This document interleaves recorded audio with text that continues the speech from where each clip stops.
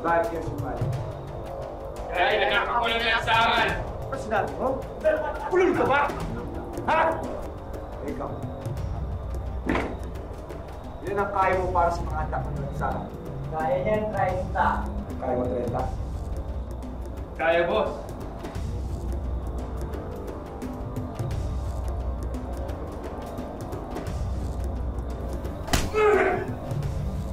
Ano, kaya mo ba? Kaya ba?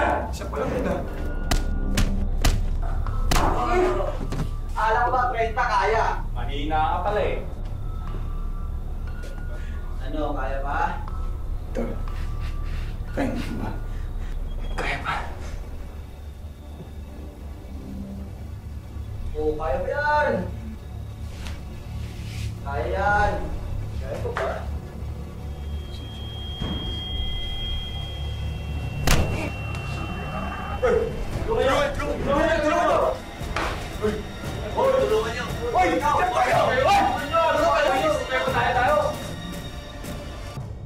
Ang kaibigan daw ang madalas na salamin natin upang lubos na maunawaan ang ating mga sarili.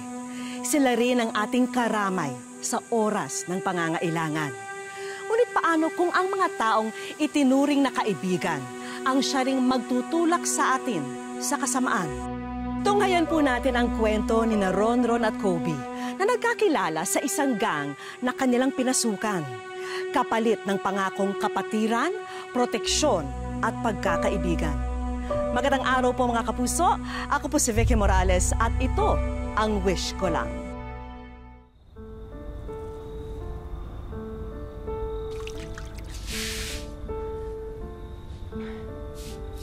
Ano, kaya mo pa ba? Pagpagising lang to. Salamat, Tol. Welcome sa tropa, Tol! Isa ka na sa mga anak mo nun sa akin. Kala ko di nyo nakakunin eh. Ba't naman hindi? Ikaw lang ata yung pumayag sa 30 paddle. Pagpanakot lang namin yun. Pero seryoso, ba't ka sumali dito? Para may makasama. Nung namatay kasi tatay ko, pakiramdam ko, mag-isa na lang ako. Hindi ka nagkamali ng sinalihan mo. Dito, may karamay ka. May kapatid ka. Walang husgo sa'yo. Bawal ang boring. Lahat gagawin natin. Kakampi natin ang lansangan. Kaibigan natin si kamatayan. Ano, Tol? Handa ka na ba sa pinasok mo?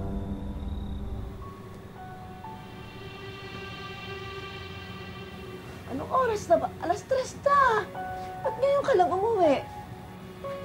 Ron, ano ba? Ganito na lang ba tayo palagi? Matutulog na po ako. Ano to? Ano yan? Tama na. Bakit may mga pasa ka? Saan ka ba nanggaling? Napaaway ka ba? Napagtripan ka ba? Ano bang ginagawa mo sa sarili mo? Bakit, ma? Concerned ka? Ha? Kailan ka ba naging concerned? Buong buhay ko, ilang beses lang tayo nakita. Tapos bigla ka na lang uuwi mula sa Saudi para pakialaman ng buhay ko?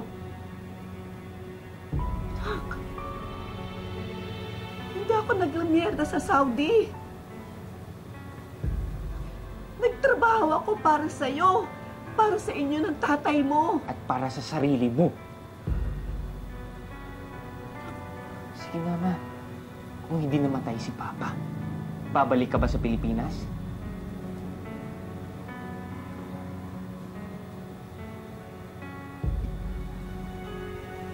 Ano?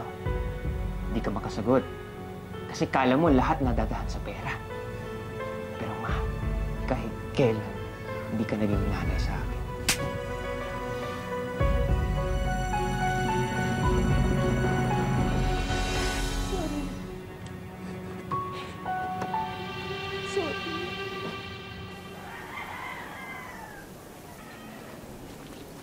Ano yung cellphone mo?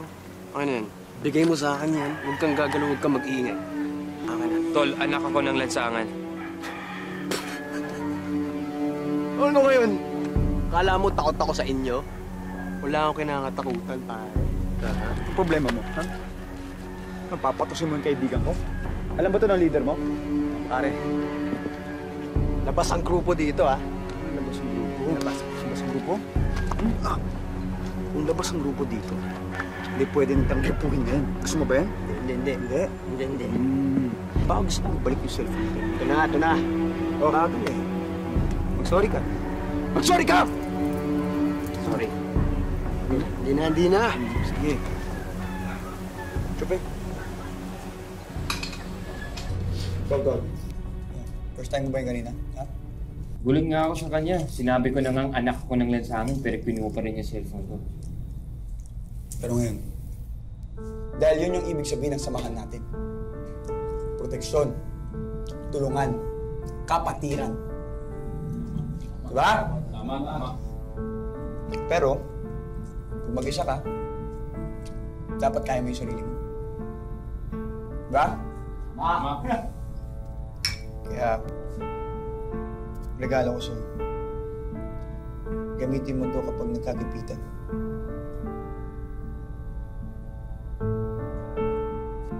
Pero mas masarap ang kwentuhan, kaso wala nang alak eh.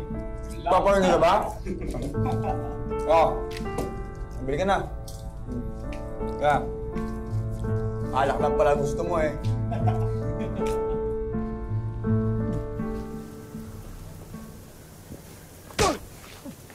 Saan mo dinala ang pera?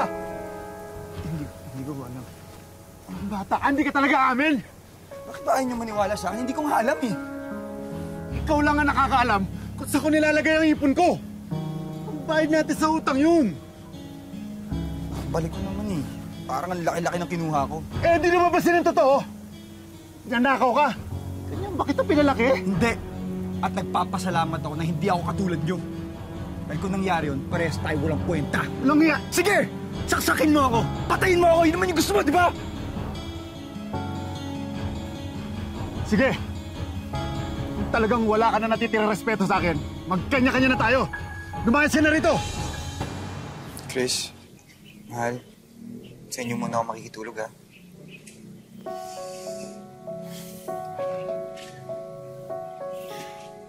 Ano ba kasing ginawa mo? Alam mo, hindi. Umuwi ka sa bahay mo. Kausapin mo yung tatay mo. Gusto ko lang yung tulungan magbago. Pati ba naman ikaw? Totoo naman eh. Anong mapapala mo sa ganyan-ganyan ka lang? Ba't ba ganyan yung tingin nyo sa amin magkakagrupo? Demonyo. Mahal, bakit ba hirap na hirap kang tanggapin na walang patutunguhan tong samahan nyo? Tignan mo, puro basag ulo lang yung inaabot nyo dito. Girlfriend ba kita o nanay? Tinutulungan lang kita. Hindi mo ako tinutulungan. Pinapakailaman mo. Alam mo kung ganyan ka, dito ka na lang. Kasi ang labo mong kausap. Tol, gusto mo dun ka na lang sa bahay. Si mama lang naman yun nandun eh. Ayos lang ako dito, Tol. Basta, huwag ka mabibigla pag bigla na ng sumulpot. Makikain, iligo.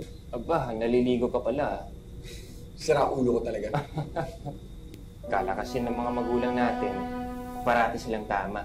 Ayaw nilang makinig sa atin. Iba ako na yung mga yun. Basta ako, kayo yung pamilya ko. Tol! Susugurin tayo ng grupo ni Jack! Andito! Tara!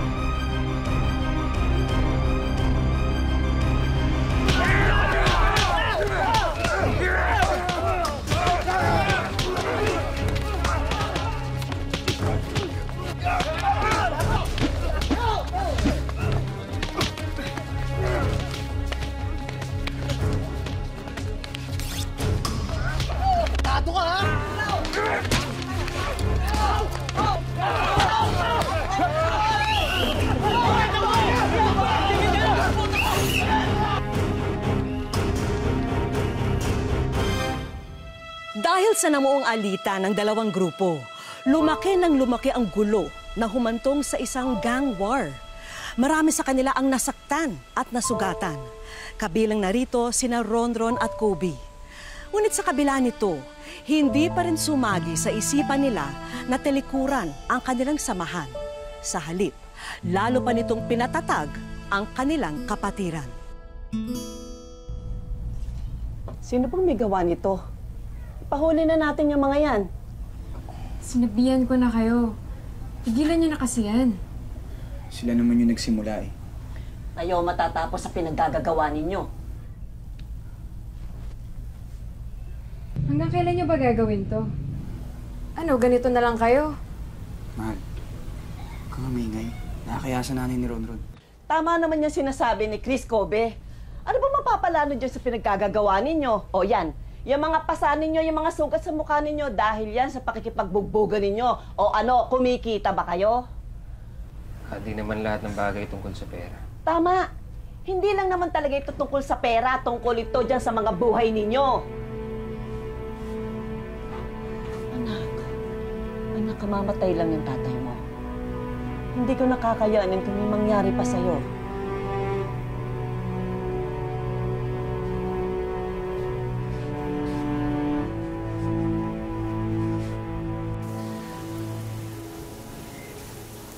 Saan mo gusto kumain? Sagot ko. Hindi ako nagugutom, Kobe. Kobe? Chris, ano ba talaga yung problema? Pero naman tayo. Chris, hindi ako manghuhula. Ano ba talaga yung problema?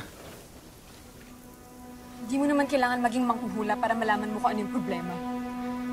Kobe, ilang beses na kitang pinagsasabihan. Walang mabuting idudulot yung grupo mo. Ano may mabuti? At ano yung masama? Ano, hihintayin mong mamatay ka?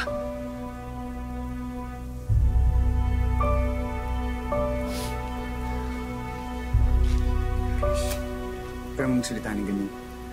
Pwede. Kobe, ayoko na. Ano sabi mo? Kung wala ka rin pakialam sa mga sasabihin ko, tapusin na lang natin to. Hindi ko kaya. Huwag mo akong iwan. Iwanan mo yung grupo mo. Babalikan kita. Bumalik ka sa pag-aaral mo, babalik ako. Bumalik ka sa papa mo, babalik ako. Pangako yan, Kobe. Mahal na mahal kita. Pero ayoko na. Chris?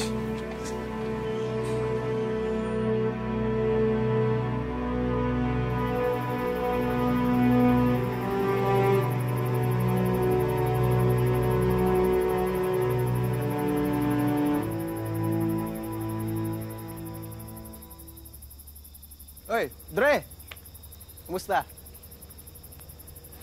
Kumusta? Wala akong panahon para makipag-usap sa'yo. Pare, alam mo, hindi ako pumunta dito para makipag-away sa'yo. Okay? May sasabihin. Ano ginagawa mo dito? May sasabihin lang ako sa'yo. Ano yun? Importante. Ano nga yun? Pare, magkakapit-bahay na din naman tayo dito. Hindi na dapat tayo nag-aaway. Alam mo yun, dapat magkasundo tayo dito eh. Ikaw naman yung may problema eh. Hindi naman ako. Kaya nga nandito na ako, di ba? Para makipag-ayos ako sa'yo at saka sa grupo mo. Ano? Okay na tayo? Ayos na? Ayos na?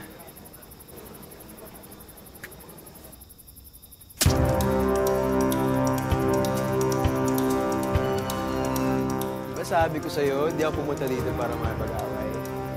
Pumunta ako dito para tapusin ka, ha? Ano?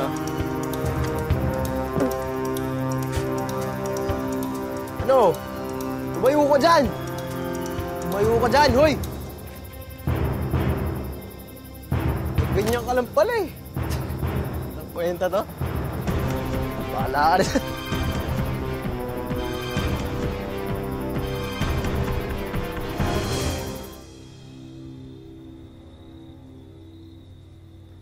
Oh, nasaan na si Kobe?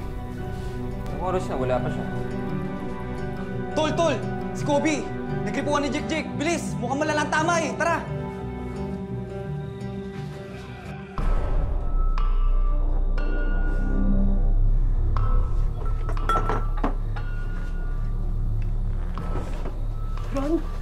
Ron, alam mo ba yung nangyari kay Kobe? Naku naman, anak, kanina pa kita hinihintay. Ano ba hinahanap? Ano yan? Saan ka pupunta? Ano gagawin mo? Ma, tabi. Teka! Hindi ka aalis, dito ka lang. Sinaksak yung kaibigan ko na walang kalaban lang. Tapos yung gusto mo, dito lang ako. Sige, ako na lang asaksakin mo. Total, hindi ka naman nakikinig sa akin eh. Sige, ako na lang asaktan mo! Ako na lang asaktan mo! Ron, sandali! Ron! Ron!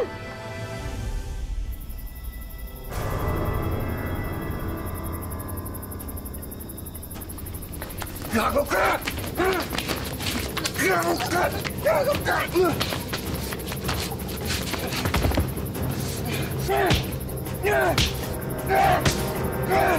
Papatay kita!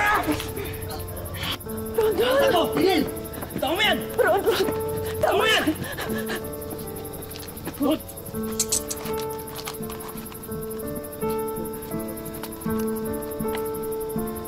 Bakit, Ma?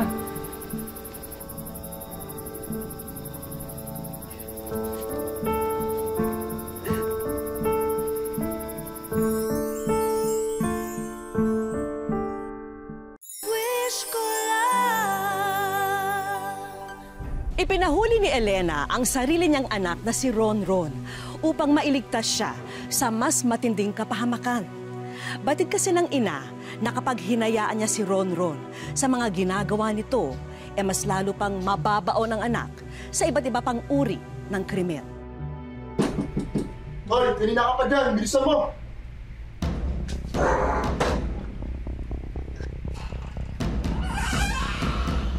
Anak ka lang sana, di ba? Akakaloko ka! Hindi ka ba? Ha?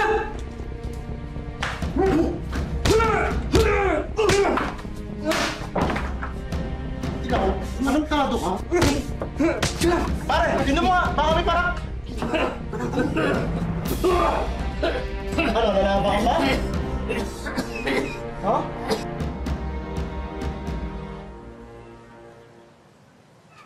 Please, step.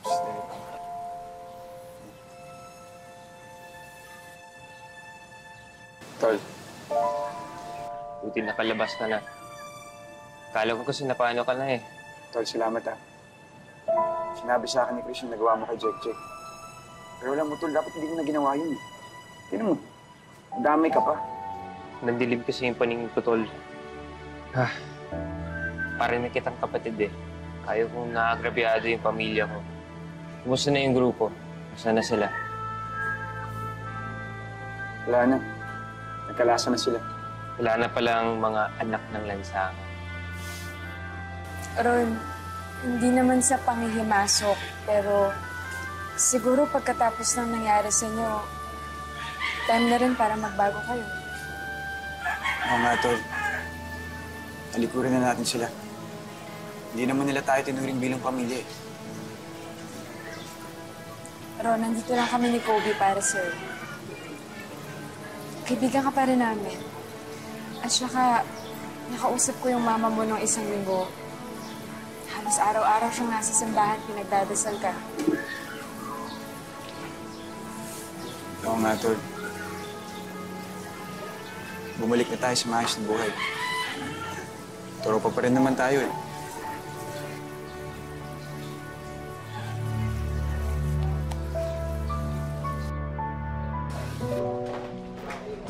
O paano, ingat sa paglabas. Sige po.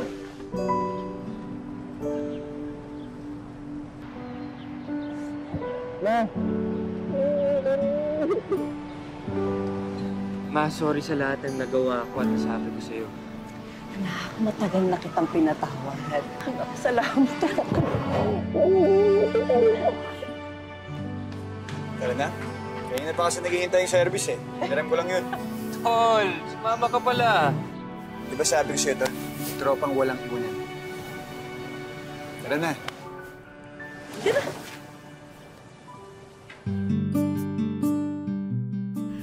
10 buwan nang hindi nasasangkot sa trouble ang magkaibigang Kobe at Ronron. Bakit nga ba sa pagkakataong ito, tuluyan na silang nagbago? Yung tatay ko may sakit pang stroke. So naawa ako sa kanya kaya nag-decide ako na magbagong buhay na talaga. Na-realize ko po kasi yung mama ko po na nahihirapan sa amin. Tsaka naawa ako sa kanya po na nahihirapan siya magtrabaho.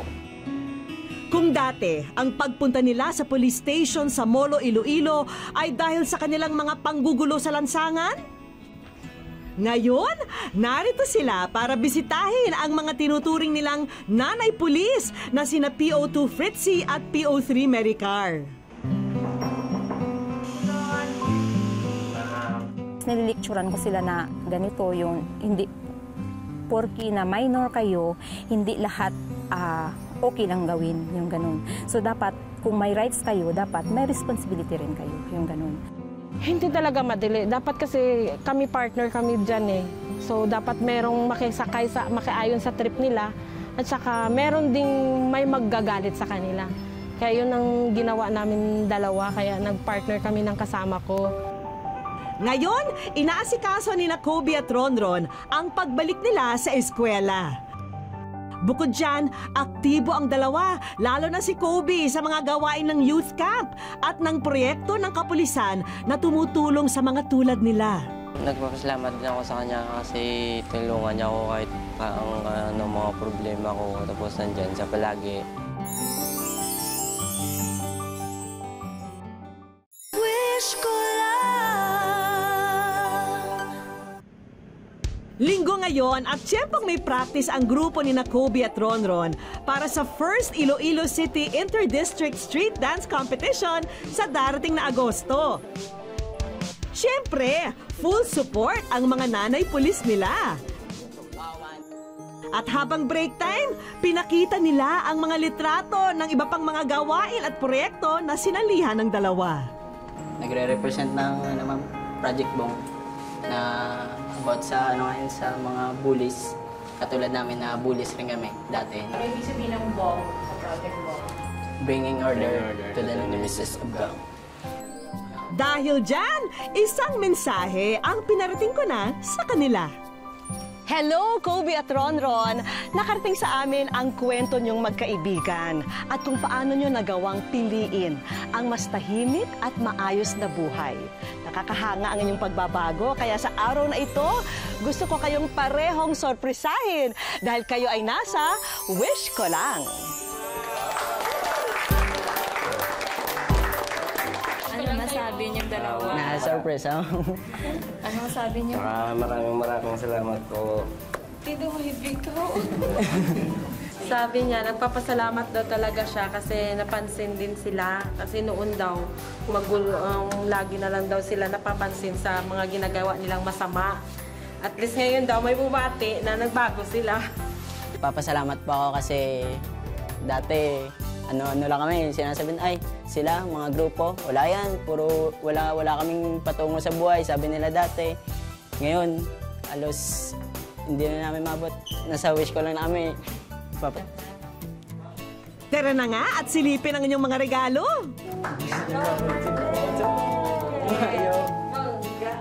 Para sa pamilya ni Kobe, handog namin ang kumpletong bigasan business. Gusto kong tulungan yung tatay ko sa mga problema namin sa bahay. Papasalamat ako sa wish ko lang, ma'am. Tsaka yung dalawa kong nanay, ma'am, kasi hindi sila nagsasawang tumulong sa amin kahit hindi nila kami tinutulungan pa rin kami nila. Nagpapasalamat ako sa kanila kasi naging pangalawang nanay ko sila, ma'am. Regalo naman namin kay Ronron ang educational assistance.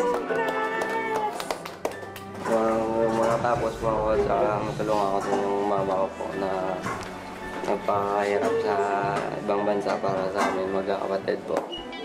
At para makatulong sa mga research nyo sa eskwela while on the move kayo, handog namin ang tigisang tablet with pocket wifi.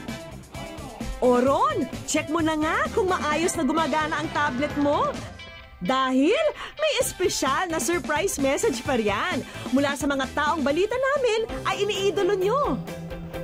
Para kay Ronron, walang iba yon kundi ang point guard ng Ginebra, ang El Teniente na si L.A. Tenorio. Hi Ronron, balita ko madalas kang manood ng mga laro ko at especially ng Barangay Ginebra. Maraming salamat and galingan mo sa pag-aaral mo, napaka-importante yan. Be a good example to others, yan ang importante. So, good luck sa'yo and hope to meet you soon. Thank you po. Tsaka sana rin po makakita kita. Kaya excited din si Kobe sa pagkuha ng tablet niya. Siyempre, hindi naman papahuli ang The Crunch Man na shooting guard ng Beerman na si Alex Cabagnot sa pagbati sa kanyang fan. Thank you, Kobe, for always supporting the San Miguel Beerman. We had a great time in Iloilo. Continue to be good, continue to do good. God bless always. Idol mo si Baby Labs. At syempre, may souvenir silang pinadala para sa ating mga bidang boys. Idol, inspiration to. Yung mga Baby Labs. Idol, thank you rin. Inspiration. May bonus din na bagong basketball shoes para sa inyo. Bagay ba? Kailanman ay hindi dapat natin hayaan ang mga pagkakamali sa nakaraan na diktahan ang ating kasalukuyan at hinaharap. Tulad na lamang ni Ronron at Kobe na ginamit ang lakas ng kanilang pagkakaibigan upang magbagong buhay. At sila'y patunay na lahat tayo ay may kakayahang magbago. Hanggang sa muli mga kapuso, ako po si Vicky Morales at ito ang Wish Ko Lang.